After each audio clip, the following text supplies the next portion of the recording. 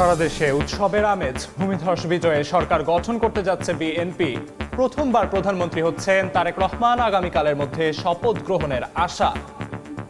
আইনের শাসন প্রতিষ্ঠা, দেশের অর্থনৈতিক সমৃদ্ধি এবং দুর্নীতি নির্মূল করা। বিএনপির যে ভিশনগুলো জনগণ অ্যাকসেপ্ট করেছে বলেই আজকে এই ল্যান্ডস্লাইড ভিক্টরি হয়েছে। তারেক রহমানকে ফোন করে শুভেচ্ছা মোদির। নতুন সরকারের সঙ্গে কাজ করতে আগ্রহী যুক্তরাষ্ট্র, চীন, পাকিস্তান। দেশের সমৃদ্ধ ভবিষ্যতের জন্য পাশে থাকার ঘোষণা জাতিসংঘের। ভূমিধস জয়ের পর প্রত্যাশা পূরণের চাপে বিএনপি।